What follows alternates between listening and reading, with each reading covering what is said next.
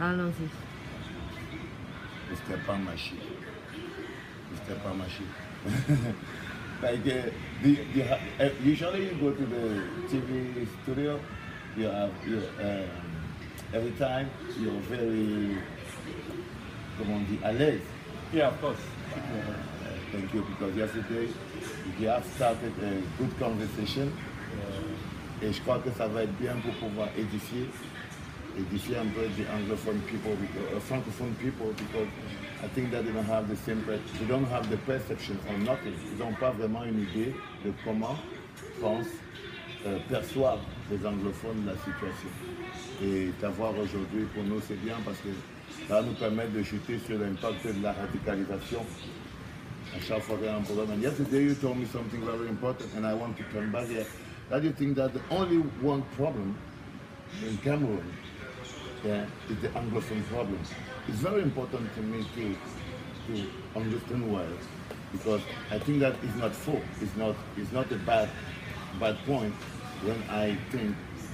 Quand je me rappelle, je sais que c'est pas une mauvaise approche. Why you think that? The only problem in Cameroon is the anglophone problem. I don't think that's what I said. If I remember vividly, Yeah. you and I talked about a number of things yesterday, Yeah. and amongst them, I mentioned the anglophone problem. Yeah. Yes, I don't think you heard me well. I didn't say the anglophone problem is the only problem in Cameroon. I simply told you the anglophone problem is a unique problem in Cameroon. Unique. Yes, that's what I said. Yeah. Yes. Yeah, I remember. So, good. I said the anglophone problem is a unique problem in this country, Cameroon. And yesterday I tried to trace the historical background, of anglophones, where they come from. And I'm sure if you read your history, the history of this country well, which I know you did, you would understand that once upon a time, two entities came together. That was in 1961. All of this came from what I would call state building, where two entities came together in 1961, surrendered their loyalties, and decided to come together and form a state. In this case, we are talking about we're talking about La République du Cameroun, the Republic of Cameroon, and the Southern Cameroon. Two countries different. Yes. The Republic of Cameroon and the Southern Cameroon. The Republic and the Southern Cameroon. That was in 1961. And both of them, if you remember well, both of them were trust territories of the United Nations. Yes, when they came about with the trusteeship agreement in 1946, and then they came about with these two trust territories, and England, that's Great Britain, and France, they had to act, like mandated territories, and they mandated these territories to them, to guide them towards independence. And in 1st January 1960, independence was granted to La République du Cameroon. Only one country, not two countries again. I'm coming. Okay. And later, the United Nations, the Southern Cameroon was a trust territory, of the UN. Great Britain had mandate over this territory. And of course, it was governed from Nigeria. But later on, there was this split away from Nigeria.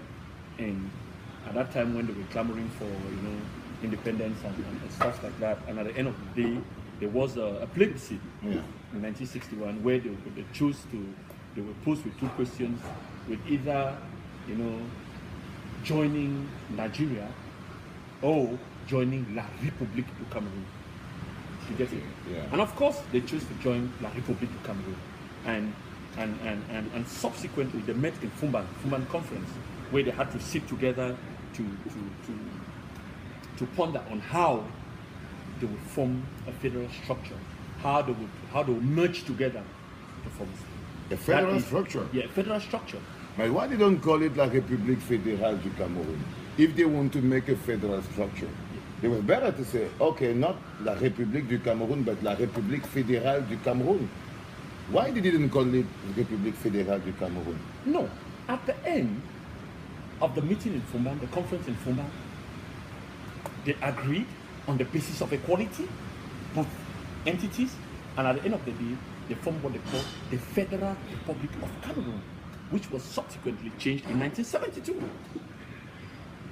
So in this case, now from the inception, why this whole thing about the Anglophone problem is because, you know, the Anglophones really are convinced, I mean, I'm an Anglophone, and we are convinced that we had our origin, we had a culture, we had a history. Are you getting me? Yeah. We had a territory, we had a name, we had an identity, which was subsequently assimilated by the Francophones. But You get it? that is why I have a problem now to this perception, because I think that the Anglophone, the language, Anglophone language, is one thing. It's a colonial, what can I say, colonial Legacy. heritage. What do you say? Legacy. Legacy. It's colonial legacy. But traditional and cultural, there are many people who live out of the south and southwest region, but who have the same culture, you know, the same history, and the Anglophone region is not particular. There are many Francophones who are very different, who have their own culture, who have their own particularity, who have their own history, and all these, I think, is all these different who make the Cameroon today. Valsero, you see, I don't want us to get into the polemics of what section of Cameroon has its More own problem. history, or what section of Cameroon has its own culture and things like this. One thing is certain. Two entities met in 1961 to form a state, and subsequently they formed the Federal Republic of Cameroon. They merged together to form the Federal Republic of Cameroon. And of course, you would understand that the dialogue at this conference, that's the Fumban conference in 1961, you know, it was to realize the federal state of Cameroon. But of course, there's something intriguing about this, because it was never concluded. Attends, je te demande un peu en français. Pourquoi on n'a jamais eu, à un moment donné, la République fédérale du Cameroun? Qu'est-ce qui a changé? Et si ça a changé, pourquoi? Yes, it has changed. You know, after they realized quelqu'un a trompé. Yeah, no, I want to say something. I want to say something. At this conference, both entities agreed, you know, to realize the federal state of Cameroon. Are you getting me? And of course, after the conclusions at the conference, it was agreed that the name of this new nation would be the Federal Republic of Cameroon. But why did you write it? No, excuse me. Which later on, things changed in 1972 when it was abolished. Yeah, okay. No, so what we are saying is, what was agreed. Pourquoi ça a changé en 72? Now, Why? Now, that's where the problem comes in. That's where the problem comes in, because there were some manipulations. We Anglophones are saying that if we should go back to the drawing board in 1961, right? Let us go back to the drawing board in 1961 and agree on what was agreed in 1961 about the federal structure in Cameroon. That's why you hear many Anglophones clamoring for federalism. Yeah. In a nutshell, it's not something new in this country. It is something that prior to what is happening, it had happened before. You understand? There were once federal states, in this case, two states, West Cameroon and East Cameroon. So it's not something new in this country. But I want to say something. No. There's something very important that I really want you to understand. You would, if we want to look at, you know, you have there's this school of thought, and many Anglophones, they live up to it. Many Anglophones, including myself, they believe that the whole dialogue about a federal state in Cameroon was never concluded. So in this case, if it was never concluded, it means there's no legal basis for it. It wasn't legal. Because if you look at Article 102 and 103 of the UN Charter, it is to the effect that when two entities meet and one territory wants to merge with another territory, they have to form what they call a union treaty. And that union treaty has to be deposited at the UN Secretariat. By the end of the day, if you go there, there's nothing. That's why we think the union wasn't legal. So when you hear a lot of people clamoring, saying, "Oh," because the whole debate today is the fact that most francophones believe that that's the problem. The anglophone problem is a problem between anglophones and francophones. No, we don't have a problem with francophones. I have great friends who are francophones. We don't have a problem with them, but we have a problem with leadership in this country. We have a problem with governance in this country. Look at what is happening at empirical level. Look at what is happening. But that is my problem. So we feel, marginalized. Now, if you think that it's not a francophone against anglophone, Yeah. if you think that we don't have a problem, il n'y a pas un problème entre les francophones et les anglophones, ok?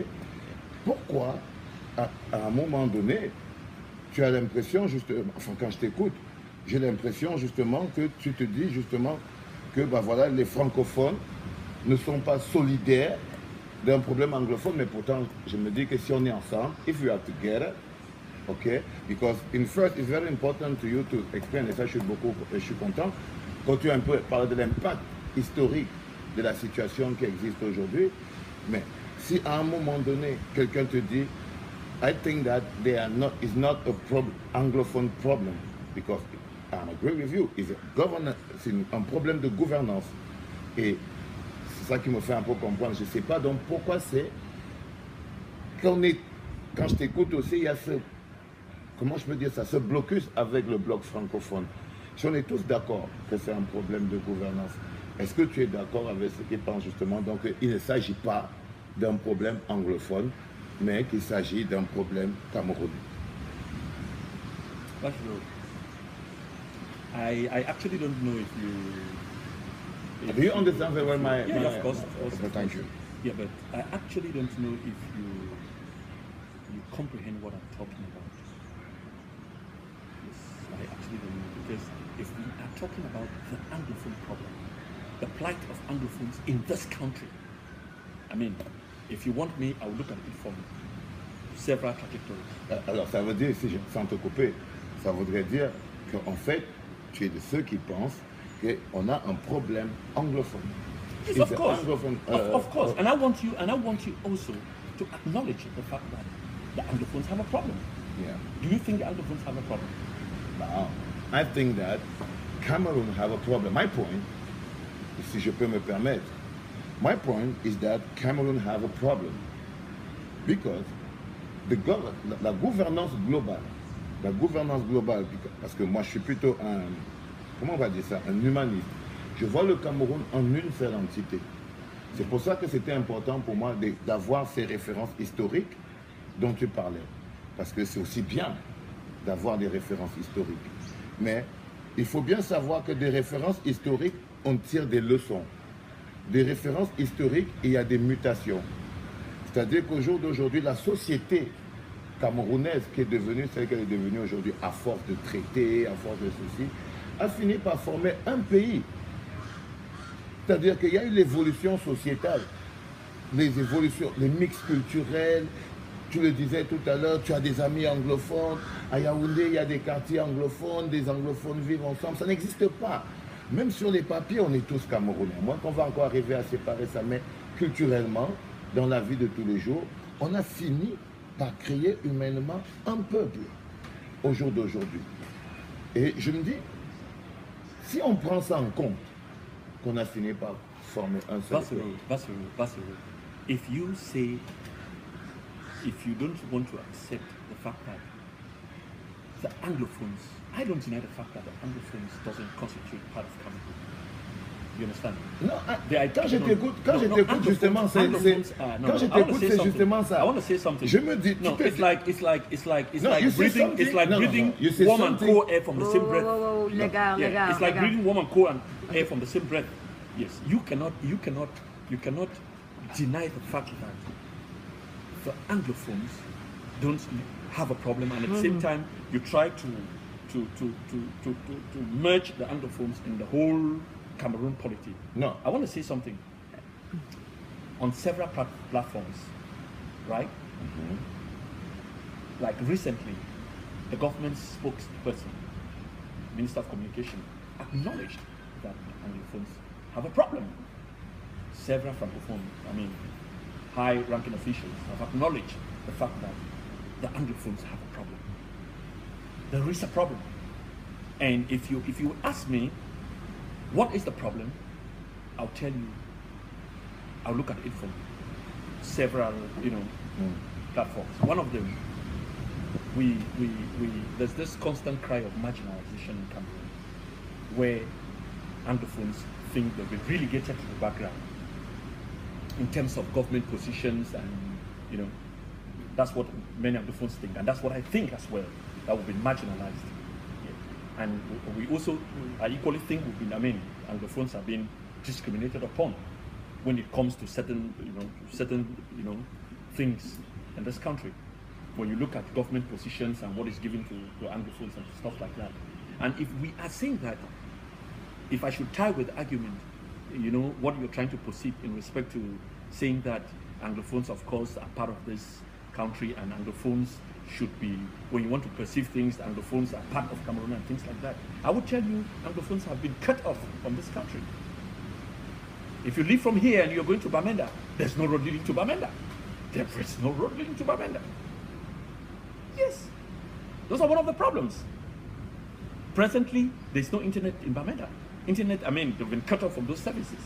And also other related services, such as MoneyGram and other things. They've been cut off. Why have they been cut off from internet? Because they don't want their voices heard. You get it? Yeah. So when you look at what is happening prior to the present predicament that we are facing in this country, shutdown of schools, lawyers being on strike, lawyers and teachers being on strike, and things like this, the anglophones, they had made several they have written several memorandums to the government in respect to addressing some of these problems. But what happened? The government gave a deaf ear to them. The government gave a deaf ear to them. And instead, if you look at what is happening there today, the whole area, both the northwest and southwest regions, it's heavily militarized by military officials. They have been militarized, and you find lawyers and teachers being arbitrarily arrested and detained and harassed and stuff like that. Yes. Let me ask you, après ça nous permet de rentrer un peu dans une étude encore plus globale qui va encore toucher l'ensemble de la population camerounaise. Est-ce que tu as l'impression justement que cette situation, toutes ces informations, toutes ces frustrations, toute cette colère, justement, peuvent aujourd'hui aboutir, être perçus comme étant un processus de radicalisation? Parce que si chacun reste sur ses positions, par exemple, comme aujourd'hui, est-ce qu'on n'a pas l'impression que justement les francophones se radicalisent et les anglophones se radicalisent aussi? I don't deny that. I don't deny that. I'm talking about what actually caused this crisis. Yeah, I'm okay. Yeah. So, Of okay, course. I need to have your point, and I have your point that is very important now. Yeah. But I want to go in front, because now, quand tu écoutes à la radio, à la télé, dans les médias, on a quand même ces nouveaux mots qui sont là, patriotisme. On fait beaucoup la promotion du patriotisme. On dit qu'il y a des gens, justement, on accuse beaucoup les anglophones de ne pas aimer leur pays, du moins de ne pas suffisamment aimer leur pays, de vouloir le détruire et tout ça. Et après, on fait même grandir. Et comment c'est perçu du côté du sud-ouest tu vois cette promotion du patriotisme qu'on a aujourd'hui, le gros on dit quoi, la promotion du bilinguisme, Yeah, bilingualism. bilinguism. What is your perception of this? People cannot be asking for something and you give them something else. Yeah, of course. Yeah. I mean, if you look at it, okay, look at what happened recently. The government was at the verge of negotiating with most of those civil society leaders, you know, of the consortium, the Cameroon Anglophone Civil Society Consortium. The government was at the verge of negotiating with them. And all of a sudden, everything stalled. And then they arrested them and detained them. And today, the civil society is crying. People are saying, release them first. And after you release them, we would sit on a table and discuss. And we'll have frank talks, you know, in a patriotic way, and we'll carve forward the future. You cannot arrest our leaders. You outlaw these associations. And then you detain these officials. And you think we can sit on a table and discuss. Are you concerned by the patriotic mouvement? Est-ce que dans le côté nord et sud-ouest anglophone, on se sent concerné par la grosse annonce du patriotisme gouvernemental qui est promu aujourd'hui, par exemple? I for one, I'm a patriotic citizen of this country. I am. I mean, I try to live up to the law and I do the things I'm supposed to do, you know. I am patriotic, and when I perceive the way things go in this country, I think Cameroonians, including Anglophones, are very patriotic citizens. But I will tell you something.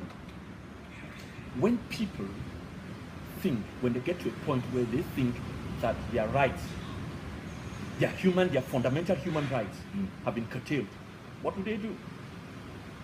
What do they do? That's a question.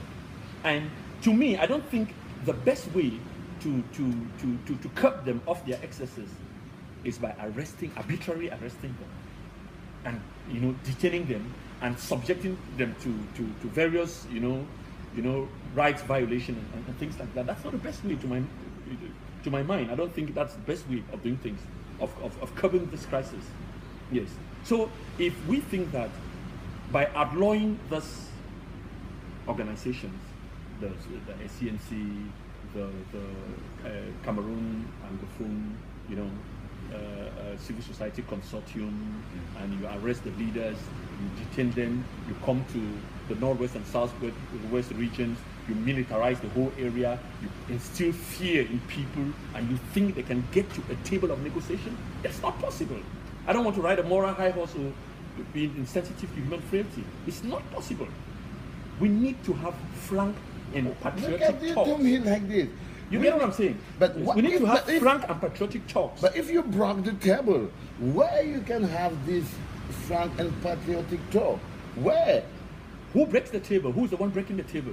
The person who is in detention, or the person detained who is in detention? Who are you talking about? But we need to organize another table. Who calls the shot? Who calls the shot here? Of course, it's the state of Cameroon. They have the police, they have the gendarmes, they have the army. So they call the shots. They know what to do. The president in this country knows what to do in respect to addressing the plight of Anglophones. He knows what to do. And of course, those who have been trying to do the negotiations, of course, they've failed. We need the president to step in.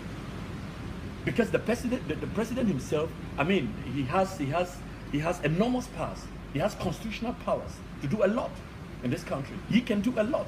And he knows what to do in respect to addressing this problem. People cannot be asking for something and you give them something else. That's not possible. That is not possible. But that is not possible. Look, I'm going to tell you something. Yeah. I'm going to tell you something. Some people believe, I hear people saying, lawyers are the cause of all of these problems and things like that, blah, blah, blah, blah, blah, and stuff like that. If we look at the genesis of this problem, at the onset of this problem, lawyers, they tabled their memorandum to the government. It was pretty simple. Can you please withdraw the magistrates, civil law magistrates in our jurisdiction, in the Anglophone jurisdiction, and can you translate the harder text into English.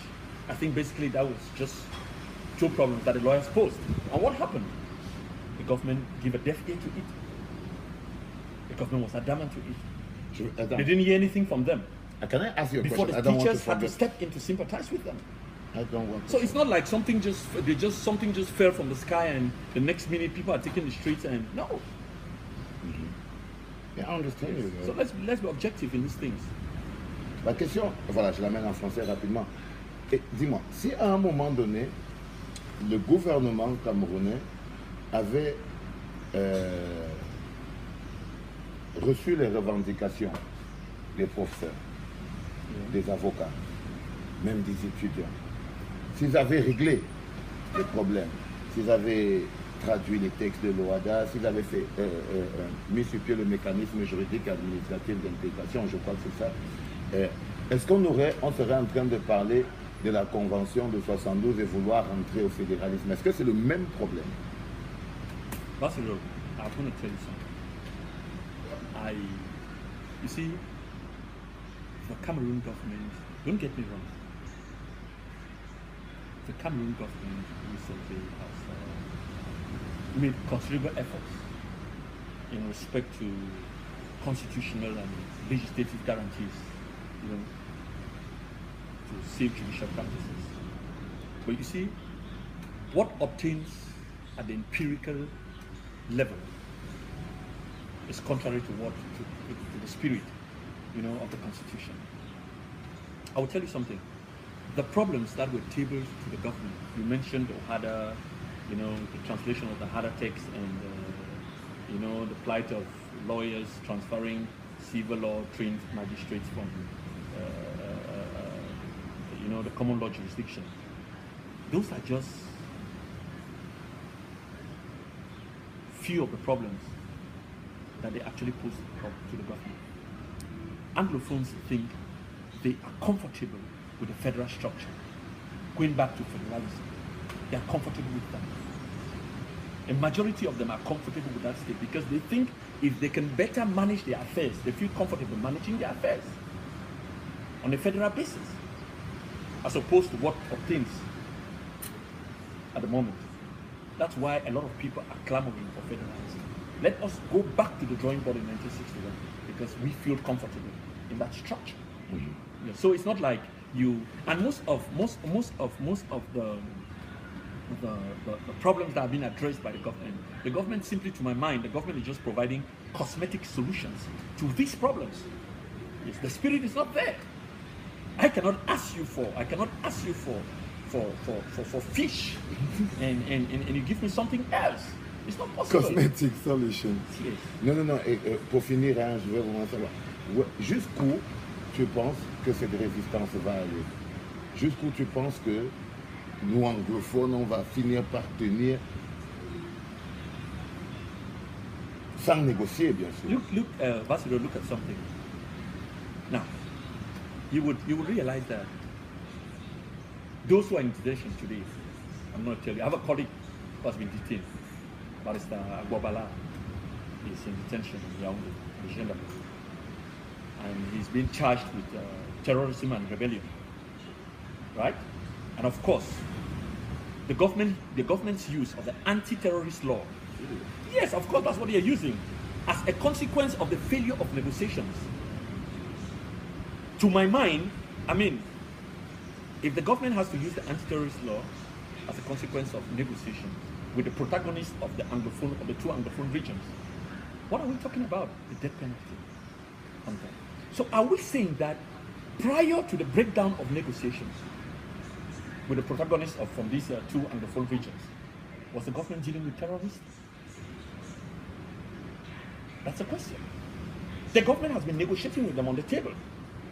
So was he dealing with terrorists? If today they've been termed terrorists per se, so it means the government had been negotiating but with terrorists. What caused the breakdown of the negotiations? I cannot be negotiating with you and at some point I just blacklist you and I condemn you as a terrorist. And everything breaks down. You get it? So I think nothing is a taboo in this country. There's no question that's a taboo in this country. All of us are Cameroonians.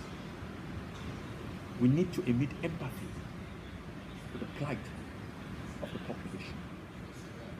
There is a problem in this country.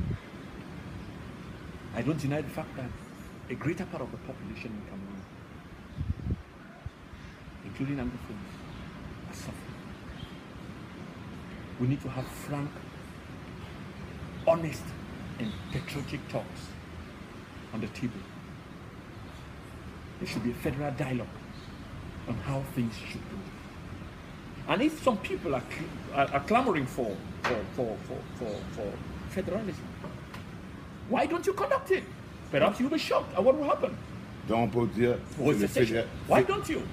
What I am saying is, what I'm saying is, there is a problem. The anglophones have a problem, and if you should ask me